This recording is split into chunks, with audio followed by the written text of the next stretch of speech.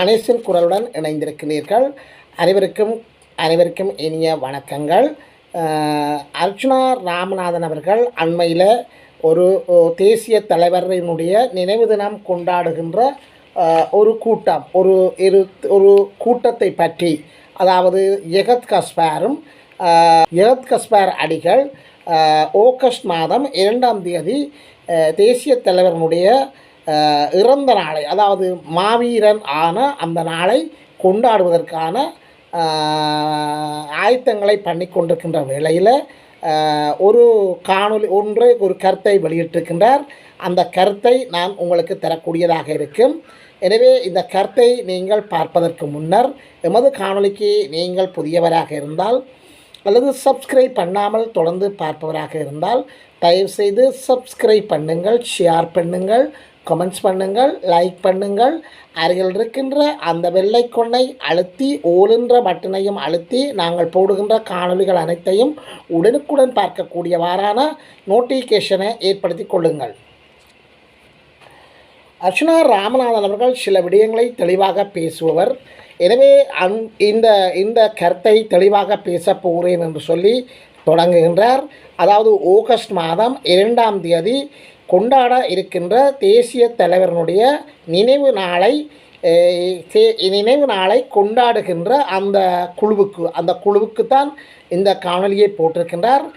அதாவது தேசிய தலைவருடைய அந்த நினைவு தினத்தை கொண்டாடுகின்ற முன்னாள் போராளிகள் என்று சொல்கின்றவர்களுக்கு தமிழர்கள், அதாவது என்று சொல்கின்றவர்களுக்கு இந்த காணொலியை போட்டிருக்கின்றார். தமிழர்களின் குணமே நாதாரி குணம் என்று சொல்லுகின்றார். நாதாரி குணம் என்று சொன்னால் பரவாயில்லை, அதைவிட மிக மோசமாக குணம் கொண்டவர்கள் எல்லோரும் நடத்த வெளிக்கிட்டால் நடத்துவதற்கு யார் இருக்கின்றார்கள்? அதாவது ஒரு ஆள் இருக்கின்றாரே, அதாவது நடத்துவதற்கு ஒரு மனிதன் இருக்கின்றாரே, ஒரு மனுஷன், அதாவது இப்போ அந்த மனுஷனை விட்டு போட்டு எல்லாருமே நடத்தி கொண்டு பெரிய சிக்கல்களில் தமிழினத்தை சிக்க வைத்து கொண்டிருக்கின்றார்கள். எங்களுடைய தமிழ் இனத்தை பொறுத்த மட்டில் அது ஒரு பெரிய பிரச்சனை. அதற்கு ஒரு நல்ல உதாரணம்தான் இந்த தேசிய தலைவருடைய நினைவு தினம். அதாவது தேசிய தலைவர் மாவீரர் ஆன அந்த நினைவு தினத்தை கொண்டாடுகின்ற அந்த கைங்கரியம். இதை யகத் கஸ்பார் என்கின்ற அந்த அவர்தான் முக்கியமாக தெரிகின்றார். ஒரு புல்லடி போன்று தெரிகின்றார் என்று சொல்லி அந்த கருத்தை சொல்ல முனைகின்றார். யகத் கஸ்பார் என்கின்ற அந்த அவருடைய அந்த கருத்தின்படி 3 குழுக்கள் இந்த தேசிய தலைவருடைய இறந்த நாளை, அதாவது மரணித்த நாள், அதாவது மாவீரர் தினத்தை தேசிய தலைவருடைய இந்த மாவீரராகிய அந்த நாளை கொண்டாடுவதற்கு செய்கின்ற டீம் வேறு. அதாவது யகத் கஸ்பார் என்கின்ற டீம் வேறு, துவாரகாவை வைத்து துவாரகா இருக்கிறார் என்று சொல்கின்ற டீம் வேறு, தலைவர் இருக்கின்றார் என்று சொல்லி வச்சுக்கின்ற அந்த டீம் வேறு. அதாவது 3 டீம் ஆக இவர்கள் எங்களுடைய அந்த இனத்துக்குள்ளே ஒரு பெரிய பிரச்சனைகளை ஏற்படுத்துகின்றார்கள். அதாவது ஒரு சாபமாகத்தான் நாங்கள் பார்க்கிறோம். இது தமிழர்களுக்கு ஒரு மிகப்பெரிய சாபக்காடு போல தான் இருக்கின்றது என்று சொல்லி அர்ச்சுனா ராமநாதர்கள் மனம் நொந்து கூறுகின்றார். இனி விடயத்துக்கு வருகின்றேன். தேசிய தலைவர் மரணித்து விட்டார் என்று சொல்லி ஆகஸ்ட் 2ஆம் தேதி நினைவு தினம் கொண்டாடுவதற்கான ஆயத்தங்களில் ஈடுபட்டு கொண்டிருக்கின்றார்கள். ஏன் இந்த ஆகஸ்ட் 2ஆம் தேதியை தெரிவு செய்தார்கள் என்று தெரியவில்லை. ஏனென்று சொன்னால் தேசிய தலைவர் என்னுடைய சொத்தோ அல்லது உங்களுடைய சொத்தோ அல்லது யகத் கஸ்பார் என்கின்ற அந்த மனிதனுடைய சொத்தோ இல்லை. யகத் கஸ்பார் என்று யாரென்று நாங்கள் பார்க்கின்ற போது இவர் ஒரு பாதிரியார், அதாவது ஒரு கிறிஸ்தவ பாதிரியார். அத்தோடு இவர் ஊருக்கு நல்லது செய்கிறோம் என்று சொல்லி வெளிக்கிட்டவர். இதன் காரணமாக இவர் ஒரு முக்கியமான ஆளாக காணப்படுகின்றார். அதை வைத்து இவர் தேசிய தலைவரை வைத்து கொண்டு அதை செய்ய வடிக்கின்றனர். முதல் அதாவது ஊருக்கு நல்லது செய்கிறோம் என்று சொல்லி வெளிக்கிற ஆக்கள் ஒரு முதல் செய்கிற வேஷம் சமய வேடம். யகத் கஸ்பார் கூட ஒரு பாதிரியாரான சமய வேடத்திலான் இருக்கின்றார். இப்போ கிட்டடியில் கூட அம்மா சாமியார் என்று சொல்லி நல்லூருக்கு வாரதுக்கு ஒரு வார அந்த வருகின்ற ஒரு அம்மா சாமியார் என்று சொல்லி நல்லூருக்கு வரப்போகிறாராம். அப்போ ஊருக்கு வந்து நல்லது செய்கிறன் என்கின்றவர்கள் போடுகிற வேடம் சாமி வேடம். அதாவது முதலாவது போடுற வேடம் சாமி வேடம். அந்த சாமி வேடத்தினூடாக மக்கள் மத்தியில் பிரபல்யமாகி அவர்கள் கூறுகின்ற கருத்துக்களை ஏற்றுக்கொள்கிறதுக்கு ஒரு கூட்டம் இருக்கிறது. அதே போல் ரெண்டாவதாக போடுற வேடம்தான் வேஷம்தான் அரசியல் வேடம். அரசியல் வேஷம் இதைத்தான் நாங்கள் இதுதான் அந்த பலமே. இந்த சாமி வேடம் போட்டு கொண்டிருக்கின்ற ஜெகத் கஸ்பர் என்கின்றவர் ஒரு கிறிஸ்தவ பாதிரியார் என்று நினைக்கிறேன். இவர் இப்போ வந்து எங்களோட தேசிய தலைவரே. இவர் வந்து நான் நினைக்கிறேன் 2002ஆம் ஆண்டு காலப்பகுதி, அந்த சமாதான காலப்பகுதி என்று நினைக்கிறேன், அவரை தேசிய தலைவரை காட்டுக்குள் சென்று பேட்டி எடுத்து போட்டு போன ஒரு ஆள் தான் இந்த ஜெகத் கஸ்பர். இப்போ வந்து அந்த ஆமைக்கறி சாப்பிட்டு போன சீமான் இருக்கேக்கு சீமான் கூட இந்தியாவில் இருந்து வந்து இலங்கையில் வந்து தேசிய தலைவருடைய காட்டுக்குள்ளே அவரோட போயிருந்து கதைச்சு அங்கே ஆமைக்கறி சாப்பிட்டு போனேன்னு சொல்லி ஒரு போட்டி எடுத்தவர். எனவே இந்த 2 பேருக்கும் யார் போட்டி, யார் பெரியவர் என்கின்ற ஒரு பிரச்சனை காணப்படுகின்றது. அதாவது ஜெகத் கஸ்பரா சீமானா, ஆமைக்கறி சாப்பிட்டவரா அல்லது பேட்டி எடுத்தவரா? அப்போ சீமான் இந்தியாவில் பெரியவராக இருக்கின்றாரா? இந்த அரசியல் வந்து எதை சுற்றி இருக்கிறது என்று சொன்னால், அந்த எந்த ஒரு நாட்டிலும் ஒரு அரசியல் ஏதாவது ஒரு இதை சுற்றித்தான் இருக்குது. அங்கே அந்த முறையில் தான் அந்த அரசியல் படிப்படியாக வளர்ச்சி அடையும். அப்போ எதை சுற்றி இருக்கிறதுன்னு சொன்னால், ஒன்று சுதந்திர போராட்டங்களை சுற்றி அரசியல் வளரும். அது நீங்கள் பார்த்தீங்கன்னு சொன்னால் தெரியும். பல நாடுகளில் அந்த சுதந்திர போராட்டங்களை மழுங்கடிக்கப்பட்ட போது அதை சுற்றி அந்த அரசியல் வளர்ச்சி அடைந்து அந்த சுதந்திர போராட்ட வீரர்களே அந்த நாட்டின் ஆட்சியை அமைக்கிறார்கள். இப்போ நீங்கள் பார்த்தீங்கன்னு சொன்னால் தெரியும், ஏவிபி என்றது ஒரு போராட்டத்தை ஆரம்பித்தது. பிறகு அது அந்த போராட்டம் மழுங்கெடுத்தோன்னே அதை சுற்றி வந்த அரசியலின் காரணமாக அனுரா குமார திசாநாயக்க ஜனாதிபதியாக வந்திருக்கின்றார். அப்போ இரண்டாவது ஏழைகளை சுற்றி இருக்கின்ற அரசியல் அது வளரும். இந்த ஏழைகளுக்கு நல்லது செய்கின்றோம், நல்ல பணிகளை செய்கின்றோம், அவர்களுடைய வாழ்க்கை தரத்தை உயர்த்துகின்றோம் என்று சொல்லி கூறுகின்ற அந்த அரசியல். இந்த 2 முறையில் தான் அரசியல் ஒரு நாட்டிலேயோ அல்லது ஒரு தேசத்திலேயோ அரசியல் வளரும். அதுதான் அந்த அரசியலின் அடிப்படை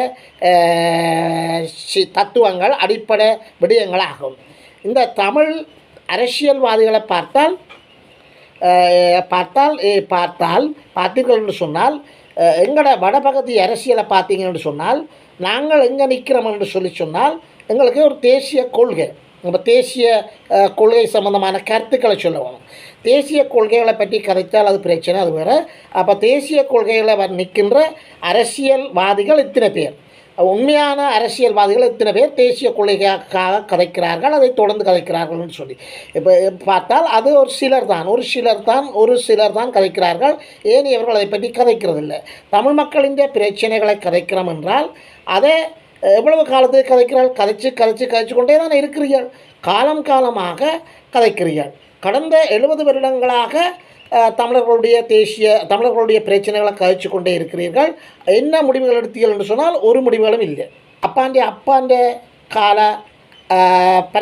பரம்பரையும் அப்பாண்ட கால பரம்பரை, நான் என்னுடைய கால பரம்பரை, இப்போ இந்த 4வது தலைமுறையான என்னுடைய பிள்ளைன்ற கால தலைமுறையும் வந்துடுது.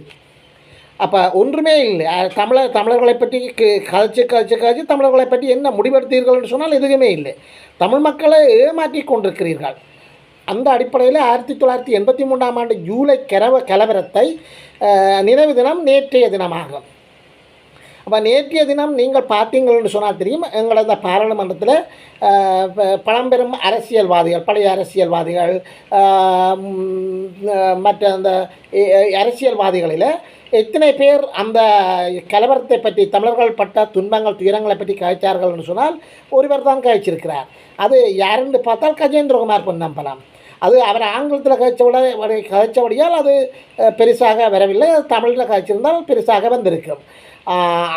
அதை அந்த பொன்னம்பலம் தான் ஆங்கிலத்தில் கழிச்சிருக்கின்றார். இந்த இனக்கலவரம் தொடர்பாக வேறு யாருமோ கதைக்கவும் இல்லை, கருத்து கூறவும் இல்லை. என்று சொல்லி அர்ச்சுனா ராமநாதன் அவர்கள் குறைப்படுகின்றார்.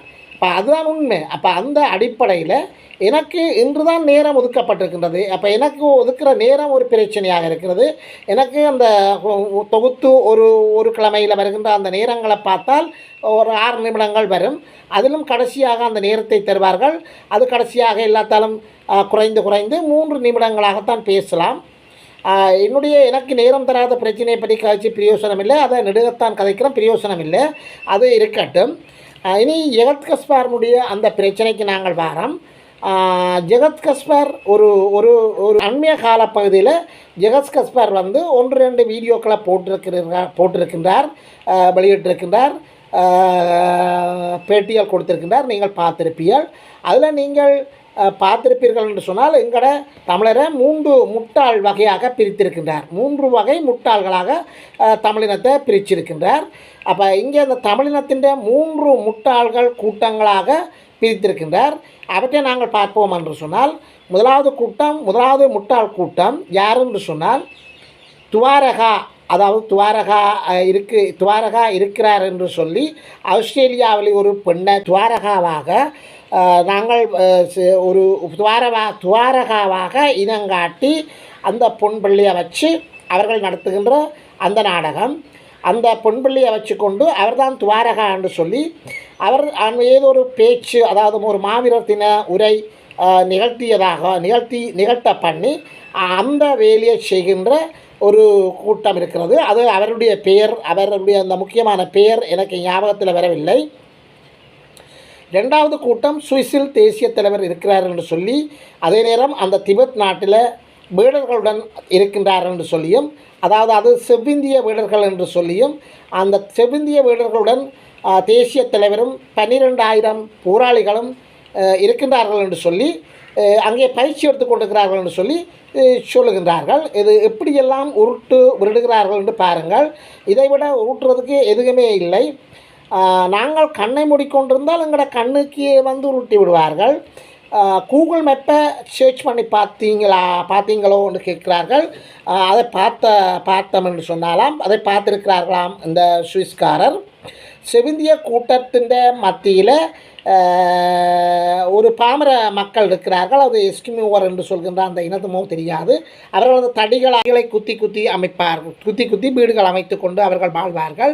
அந்த தடிகளை குத்தின இடத்துல புலிக்கொடி பறக்குது என்று சொல்லியும் ஒரு உருட்டு விடுகின்றார்கள்.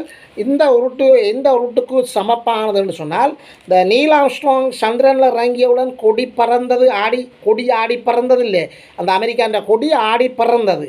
அப்போ சந்திரன்லேயே அங்கே காத்திருக்காது. அப்போ கொடியாடி பறந்தது என்று சொன்னால் அந்த உருட்டு போல தான் இதையும் உருட்டு விடுகின்றார்கள்.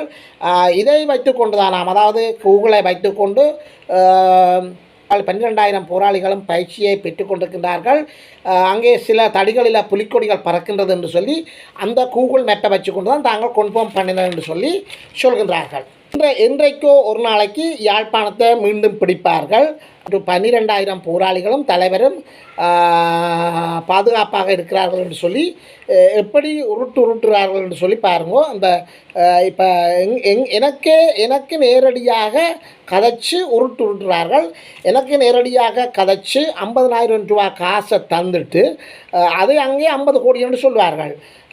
அங்கே மோசமான ஏற்பாடுகளுக்கு தான் என்ன சாட்டி பெரும் கோடிக்கணக்கில் காசுகள் சேகரிப்பார்கள். அதை நான் பிறகு சொல்கிறேன். 3வது கூட்டம் யார் என்று சொன்னால் துவாரகாவும் இல்லை, தலைவரும் இல்லை சொல்லி எல்லோரும் இறந்து விட்டார்கள், எல்லோரும் மாவீரராகிவிட்டார்கள். இப்போ நாங்கள் தான் தலைவர். இந்த நிலையில் எங்களுக்குள்ளே ஒரு ஃபெஸ்ட்டான ஆளை தலைவராக தெரிவு செய்யும் என்று சொல்லி சொல்கின்றார். அப்போ தலைவரை தெரிவு செய்வதை பற்றி அர்ச்சுனா ராமநாதன் அவர்கள் விமர்சிக்கிறார். தலைவர் என்று சொன்னால் தலைவர் தானடா. அப்போ அந்த தலைவருக்கு ஈடு இணை எவருமே இல்லை. தலைவர் என்று சொன்னால் அவருக்கு நிகராக யாரும் வரையலாது. நான் ஒரு பாராளுமன்ற உறுப்பினராக பொறுப்புணர்வுடன் என்று சொல்கிறேன். அந்த தலைவர் யாரும் எவருமே தலைவராக முடியாது. தலைவர் என்று சொன்னால் அது தலைவர் தான். அது அது இருந்தால் தலைவன், இறந்தால் கடவுள் என்று சொல்லி சொல்வார்கள். எனவே இந்த விடயத்தில் நான் ஒரு விடயத்தை கூறுகின்றேன். சாவகச்சேரியில் நான் அந்த சாவகச்சேரி மருத்துவமனையில் ஏற்பட்ட பிரச்சனையில் இருந்து வெளியேறி கொண்டிருக்க என்னை தேசிய தலைவருக்கு அடுத்ததாக நேர்மையாகவும் நியாயமாகவும் உண்மையாகவும் செயற்படுகின்ற ஒரு தலைவர் என்று சொல்லிக்கியே அப்போ நான் நினைச்சுட்டேன் என்னை வச்சு உருட்ட போகிறாங்கன்னு சொல்லி. ஆனால் எனக்கு அந்த ஆரம்பத்திலேயே எனக்கு அந்த நிலைப்பாடுகள் கூறார்கள் என்று சொல்லி, தலைவர் என்று சொன்னால் அது கடவுள். இருந்தால் தலைவன், இறந்தால் கடவுள் என்று சொல்வார்கள். தலைவருடைய அந்த வரலாறுகள், அந்த அது ஒரு இதிகாசமாகத்தான் இருக்கும். அது இப்படி நடந்ததாகத்தான் இருக்கும். அது தலைவரோ அல்லது ஏனைய போராளிகளோ அவர்களுடைய கதை முடிந்த கதை, அதாவது அது ஒரு வரலாற்று கதைகளாகத்தான் இருக்கும். தலைவர் என்று இனி இவர்களை யாருமே பார்க்க முடியாது. இதிகாசத்தில் ராமாயணம், மகாபாரதம் அப்படியெல்லாம் இருக்கும் தானே. அவர்களுடைய கதைகளை நாங்கள் வாசித்து இவர்கள் இப்படி இருந்தார்கள், இப்படி வாழ்ந்தார்கள், இப்படி போர் புரிந்தார்கள் என்று சொல்லி நாங்கள் நினைவு கூறலாமே தவிர அவர்களை நாங்கள் பார்க்க முடியாது. ராவணனையோ அல்லது பஞ்சபாண்டவர்களையோ நாங்கள் பார்க்க முடியாது. அதே போல தான் தேசிய தலைவர், பொட்டம்மான், போராளிகள் என்று அவர்கள் இருப்பார்கள். அவர்களை நாங்கள் பார்க்க முடியாது.